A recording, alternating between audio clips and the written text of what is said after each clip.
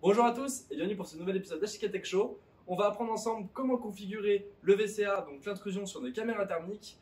Donc prenez un café ou un thé et venez apprendre avec moi.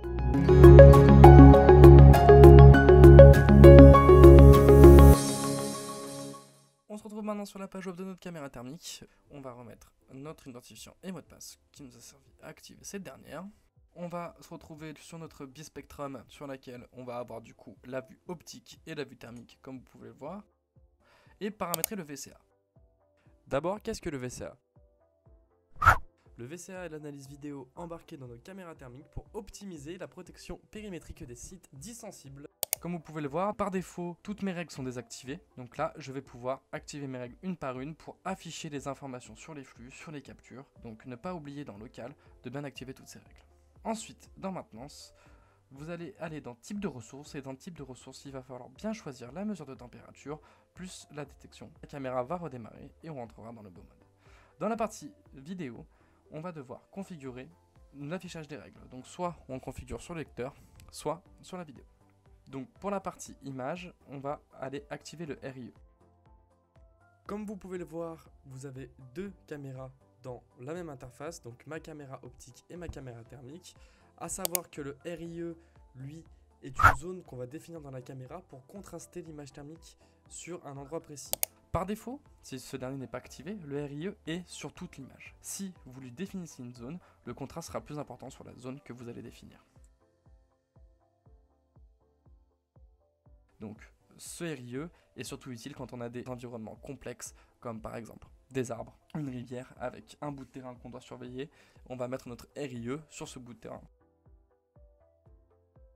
Dans la caméra, on a plusieurs modes. On a le mode Picture in Picture, avec le mode chevauchement, donc Picture in Picture, photo dans photo en français, qui va nous permettre de mettre notre image thermique sur notre caméra optique, ou bien de faire un mode fusion, donc ce qui permet d'avoir plus de détails sur notre image thermique grâce à l'optique.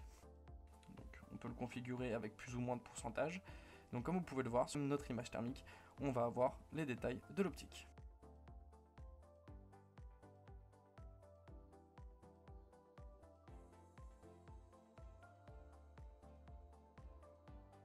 Comme vous pouvez le voir dans le Live View, ces paramètres évidemment s'appliquent directement sur notre caméra.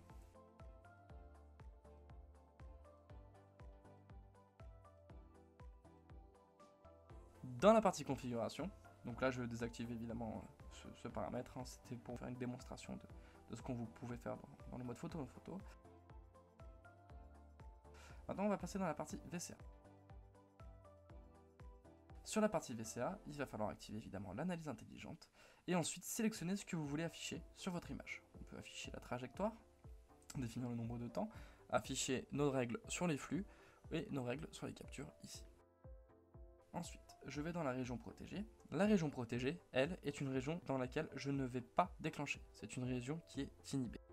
Par exemple, j'ai des arbres qui me font beaucoup de mouvements. Je vais pouvoir sélectionner la zone du haut, l'enregistrer, et donc c'est une zone dans laquelle la caméra ne prendra pas en compte pour l'analyse d'intrusion. Passons maintenant au réglage des règles d'intrusion. Dans ce réglage des règles d'intrusion, comme vous pouvez le voir, on peut mettre un nom personnalisé. Vous avez plusieurs types de détection. Le franchissement de ligne, l'intrusion, l'entrée de région ou sortie de région. L'entrée de région, lorsque quelqu'un va rentrer dans ma zone, je vais déclencher. La sortie, c'est l'inverse. Dès que quelqu'un sort de ma zone, je vais déclencher. On va pouvoir régler la durée. Donc la durée, c'est le nombre de temps que la personne doit rester dans ma zone pour déclencher. La sensibilité, qui est en pourcentage. Plus mon pourcentage est grand, plus je serai sensible. Et forcément, inversement, plus il est plus petit, moins je serai sensible. Pourquoi je vais faire 3 carrés d'intrusion dans mon image? Parce que forcément, la profondeur de champ et la perspective de ma thermique ne sera pas la même en fonction de mon plan.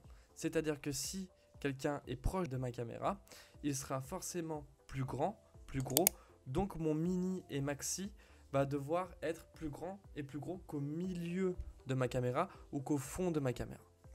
Donc c'est donc pour ça que je fais 3 zones.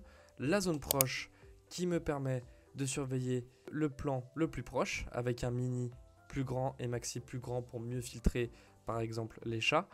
Ma zone centrale va être une zone de moyenne distance et ma zone, la troisième, sera une zone de distance longue. Donc une zone forcément où là mon mini et mon maxi seront plus petits pour les deux. Donc je dessine ma deuxième zone, comme vous pouvez le voir. Donc à chaque fois, clic gauche, clic gauche, clic gauche et clic droit pour valider. J'enregistre et je filtre le minimum par minimum et maximum de taille de pixels. À savoir que la longueur et la hauteur, ces deux éléments vont compter. C'est-à-dire que si votre animal est plus haut que long, forcément vous allez déclencher. Il faut avoir les deux conditions. Il faut que l'animal soit plus petit que votre longueur et plus bas que votre hauteur.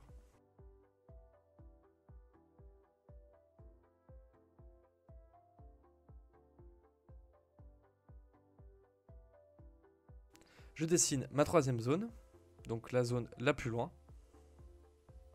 Clic gauche et clic droit, et j'enregistre. Évidemment, à chaque fois, sur chaque zone, je fais un mini et un maxi. Donc, comme vous pouvez le voir, je clique pour faire mon mini maxi, je fais un clic gauche et je déplace mon curseur.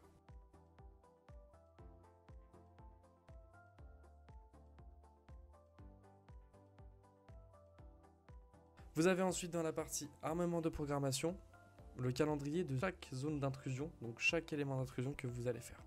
Vous sélectionnez votre intrusion numéro 1 et vous allez pouvoir faire un planning en particulier pour votre zone d'intrusion numéro 1. Donc si par exemple la zone d'intrusion numéro 1 doit être activée seulement la nuit, vous pouvez la faire sur le planning et l'activer seulement la nuit. Ainsi de suite pour l'intrusion 2 et 3. Vous avez des alarmes de liaison sur lesquelles vous allez pouvoir configurer différents scénarios, comme par exemple un envoi d'email, avertir le centre de surveillance qui va être envoyé une notification sur HIK Connect ou IVMS, les déclenchements de contact sec à l'arrière de la caméra et les enregistrements sur carte SD si vous en avez une. Pour finir, dans la configuration avancée, ce sont des réglages de sensibilité. J'ai décoché alarme unique pour que mon élément déclenche plusieurs fois quand il passe. Et on a 3 types de détection, générale, vue distante et vue obstruée par des feuilles, ce qui augmente plus ou moins la sensibilité de votre détection thermique.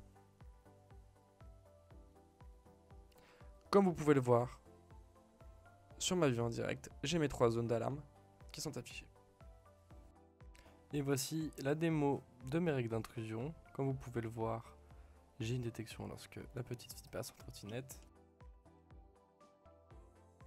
A savoir que j'ai eu 10 intrusions en tout en la laissant à peu près une demi-heure, donc 10 personnes qui sont passées. Merci à tous d'avoir suivi cet épisode d'HIK Tech Show. Vous retrouverez toutes les informations dans la description de la vidéo. Moi, j'attends vos suggestions et commentaires et je vous dis à la prochaine. Bye!